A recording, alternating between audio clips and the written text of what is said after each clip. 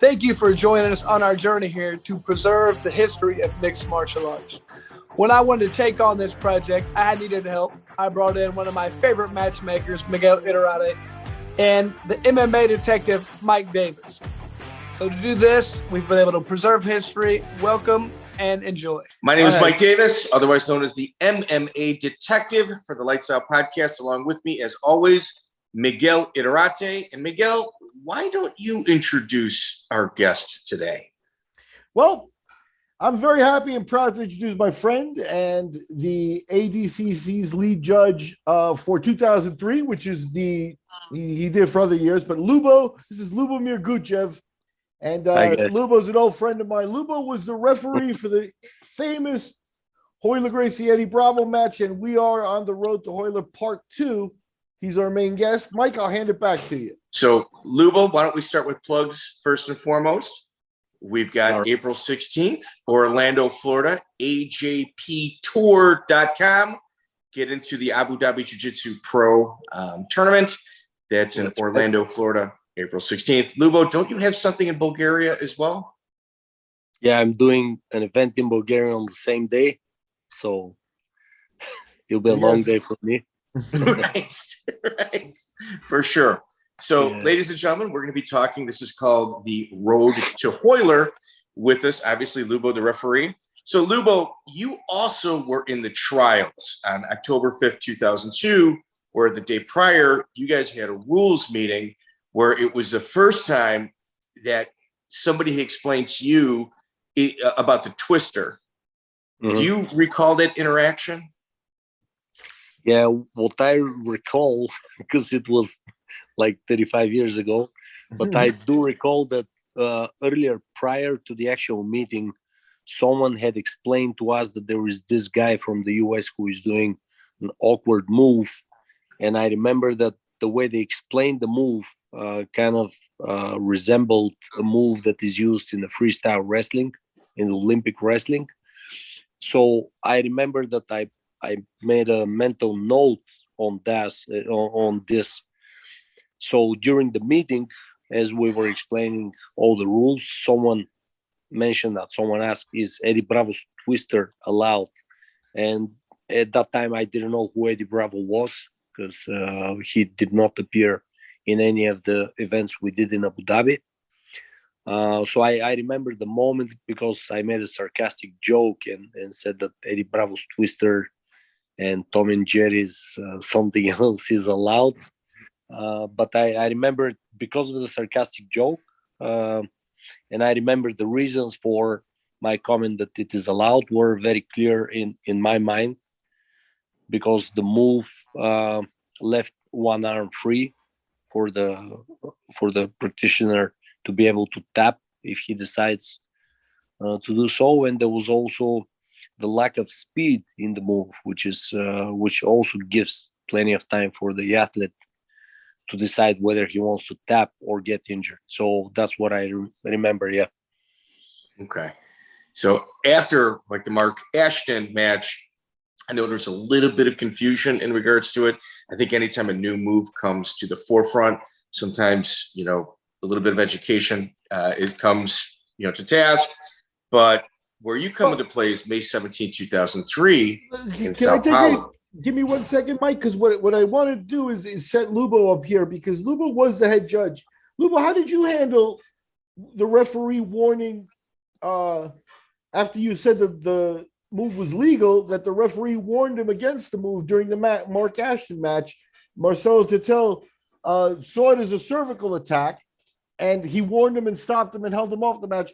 How did you explain that and talk through that so that it became an official move? So honestly speaking, I cannot remember that moment, the moment that Tittel had stopped the fight on that particular match with Eddie Bravo. I can't remember if there are any arguments, but when I watched the video, I remember that Tittel originated from the point of view that in ADCC in that time, the referee was allowed to stop the fight if he decides an athlete is put in a danger of spinal injury. And because I don't also recall Teteo being part of the rules meeting when I made a comment that the twister is allowed. That could have been one of the reasons. But also probably the fundamental factor is the fact that the event was still new. It was not centralized. We were using referees from Sweden, Brazil, US, and Finland, and we didn't have one place where everyone practiced and studied, and the rules were changing almost on annual basis. Every year someone would make something strange that we had to go back to Abu Dhabi, discuss how to approach that point. So fundamentally, there was at that point less clarity to many of the moves. So I think that's the main reason for it. And as you can see, Lubo is the guy that from the trials to the World Championships, the twister was cleared up, and it's because Lubo kind of stepped up and made it clear. So he went into the finals in Sao Paulo knowing he could use the move. He went into the entire tournament, not just the finals. He entered the tournament. Yeah. So in Sao Paulo, May 17, 2003, ADCC, obviously in Brazil, and Gustavo Dantas, Andre Pederneiras black belt, is Eddie Bravo's first match. Were you a table judge or the referee for that? No memory. You must check on the video. I think I sent Miguel the video, and he goes, "Nah, I think that's Lubo." It's okay. The thing about Gustavo is Gustavo's a black belt, and at that point you had Eddie as a brown belt, right? So yes. So there was the feeling that, all right, now he's really going to have to prove himself. And Gustavo is also like huge. Like he may have actually been weakened by the weight cut for that fight, but Bravo did get the job done there, opening the path. Yeah, with the finish. And Miguel, you had mentioned in our last podcast in regards to Bravo really wanted Royler. Like that was somebody on his list. Yeah. Lubo, you're shaking your head. Do you recall conversations like that? I remember, again, I did not know who Eddie Bravo was. He just seemed arrogant because I remember for us, it was all that we knew about him was that he was after Royler. That's all we knew about him. We knew that he's doing something special, that he's been beating up people in the US with one objective to submit Royler. And so that means it was probably quite public. Yes. Eddie, high energy guy as well. You could hear Joe Rogan quite a bit in the background, not only during the qualifier or the trials, but also in the finals. So he gets through Gustavo Dantas. He wins by rear naked choke, and you were the referee for the Royler Gracie tournament. Mm-hmm. So Royler Gracie match. So Miguel believes that Royler was kind of three-time world champion. He's kind of somebody that everybody's aiming for, and Miguel believed he went into this tournament to ride out on his shield. Did you think that Royler was going to pull it off a fourth time? I definitely wanted to believe that because Royler was one of the first members of the Gracie family that I had the honor to spar with when they were coming for the events in Abu Dhabi.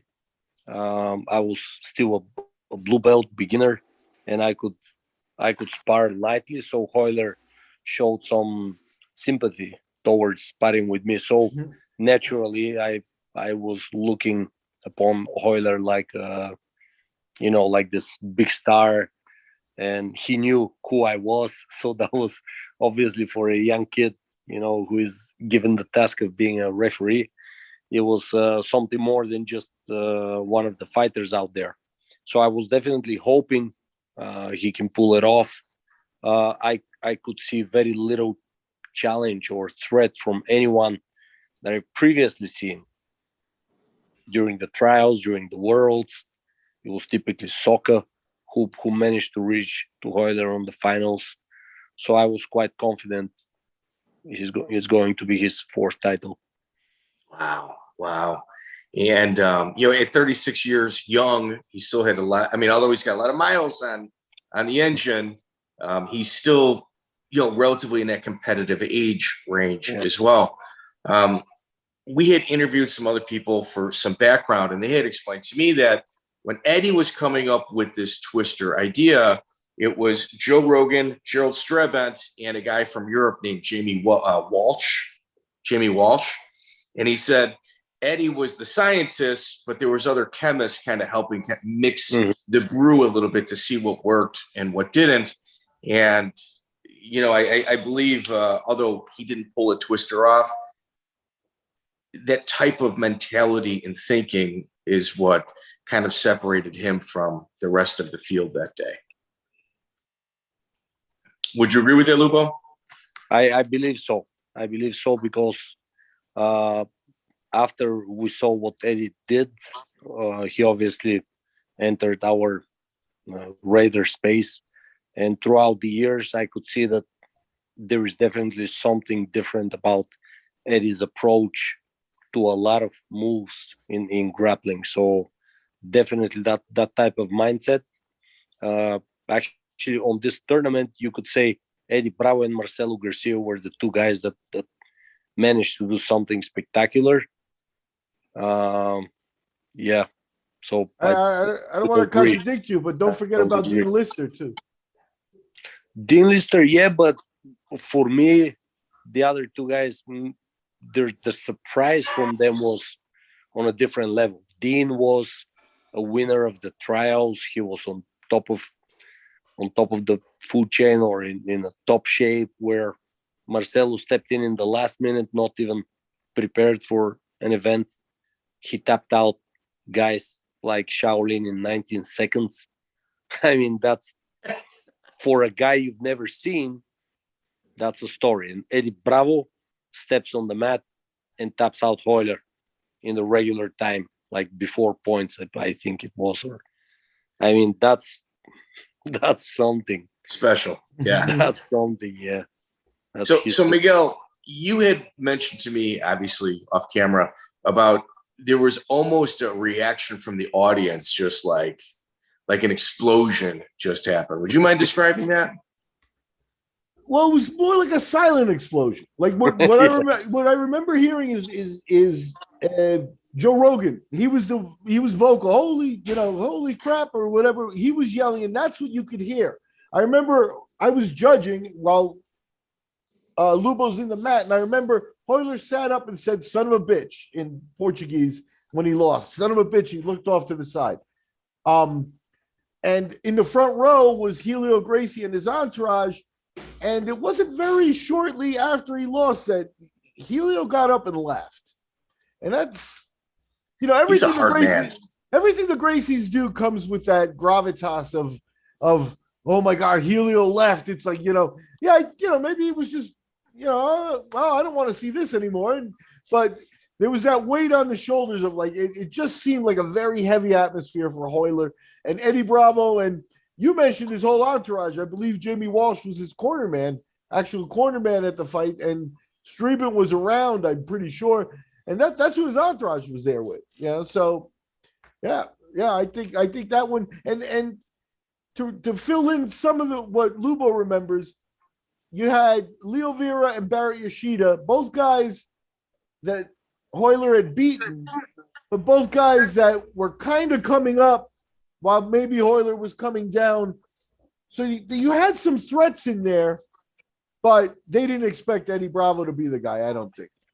Yeah. So Eddie, the next day, May 18, 2003, in the semifinals, goes up against Leo Vieira and loses by points. And like my conspiracy theory is, if Eddie would have pulled out because of an injury, he could have made a ton of money, and a whole bunch of more money off any future matches that he had lined up. Any future matches that he had lined up. Were you surprised that Leo beat him by points, Marcelo or Lubo? Me? Fuck, man. I remember that I was happy that Leo beat Eddie Bravo because for me the loss of Royler, I mean that second when he tapped, I mean, put yourself in my shoes, man. I'm looking at this thing from like 1 meter away. Like I can hear both guys breathing, you know. Eddie trying to get Royler, and Royler playing his normal game, very flexible, you know, like spider. And I remember that Royler kept looking at the corner, asking for time. And then, if I'm not mistaken, I mean, that's my memory. I hope I'm correct. But he asked, he looked at the corner and made a sign like how long or tempo. And Eddie caught him in that moment. So I think he went like off focus for a second, and Eddie locked the triangle. So for me, time is going in slow motion. I can hear Royler's breathing, trying to escape, trying all these different techniques and approaches to the triangle defenses, and then he taps. And like for me, that was as emotional, probably not as much as for Royler, but it was emotional because my hero lost in front of me, you know. So I remember that I was very happy that Leo Vieira basically smashed Eddie Bravo. But then in retrospect, I believe Eddie had achieved his mission because there was very little effort from his side to beat anyone else. I think Eddie went there for Royler. He got him, and nothing else mattered, you know. Yeah, and I think that brings to light Mike's point where he should have not fought Vieira. He No, should have and just let here, it happen. let's- Like, hey, I got hurt. Hey, and you know, let's really kind of, Miguel, who took third place that year? Royler Gracie. So you're talking about a guy that loses to Leo Vieira and doesn't fight for third place, like he was. Yeah, he gets invited. He would have had to fight Soka, Alexander Soka, in the 3-4 match and for third and fourth place. And Bravo at that point said, "No, I'm done. I'm going to pull out." Now the interesting thing is that's for the money. If you don't fight in that match, you don't get it's the first 4 spots make money. So Royler was out of the money, not going to make a cent, you know, unless he had sponsors or whatever, but not going to make any money off Abu Dhabi. He was accustomed to go home with the big prize. So Bravo pulls out after losing Navira, and the person he beat last is asked to join the tournament. So Royler actually comes in and wins third place by beating Soka. So it's kind of a difference in the competitive mindset. And also, I guess, for economics plays into it. But whereas, you know, Eddie Bravo had mission accomplished and he was done, Royler Gracie's plans didn't go according to plan. However, he came back, competed, and you know, he won the follow-up match the next day. So it's a very interesting story on Royler's part. And I think another thing that elevates his legacy a little bit is that even after the loss, the next day he was competing again. That's cool. Yeah, I respect that. I respect that a lot. You know, always coming in first place, you know, tournament not going your way. It kind of showed you that he was a real deal. You know, it's not like, all right, I lost, I'm going home, I'm sad. It's, no, I'm here to compete, and he did it. Nah, Royler, like you said, Royler's the man. He's the best. So, Lubo, what were your takeaways from that event? And that event for me left a long-lasting scar, man, because it was the first event outside Abu Dhabi, like the first World Championships outside of Abu Dhabi. The level of the fighters, I mean, in every weight division there was someone to look, but it was not just one. Like in every division there were several people that could become champions, and I mean the fights were tremendous. So my take was that this for me was one of the best events ever. Wow. And Miguel, what about yourself? Yeah, I got to tell, you know, right there, I'm right there with him. You know, it was in a big stadium. It was an older building, but it was in a big stadium in Brazil. The Brazilian crowd was there. The crowd was And- good. Yeah. It was good, and it wasn't as crazy as you thought. Like after Royler lost, it's like, okay, yeah, everybody hide. No, it wasn't like that. They were very, very respectful as well. Jeff Monson. Jeff Monson got was- naked. Yeah. He got naked and left the building naked, brother. So yeah, there was a cut.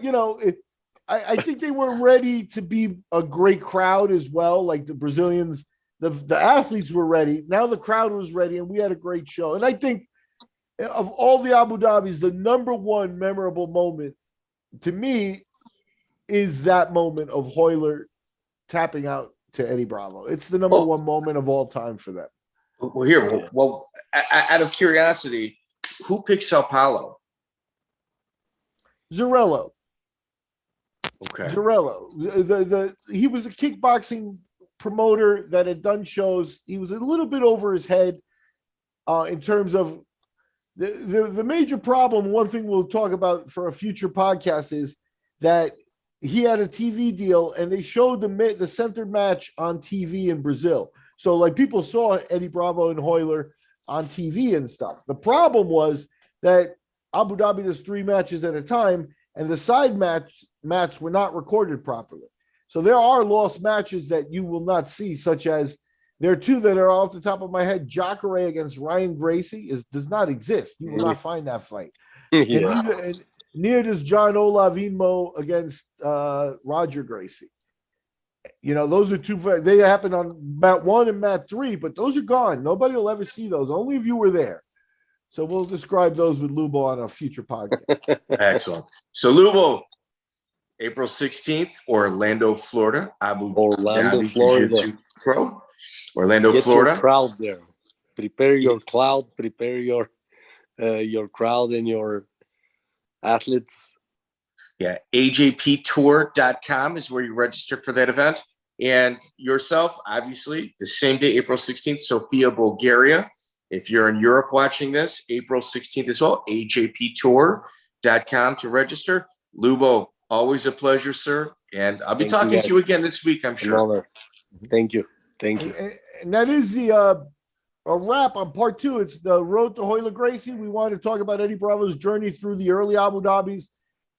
Give a little different perspective, the insiders and how he really came up. And, a lot of credit goes to him. Everything he did, he said he was going to do, he did. And he deserves a lot of credit. And it's not to take away from Royler Gracie. I think it was a situation where you have an all-time champion and it was his time. So Passing of the guard. Yep, 2003. Absolutely. Thank you, Lubo, for the memories. Thank you, guys. Thank you for the invite. Check out the full interview on iTunes, Spotify, and all major podcast platforms.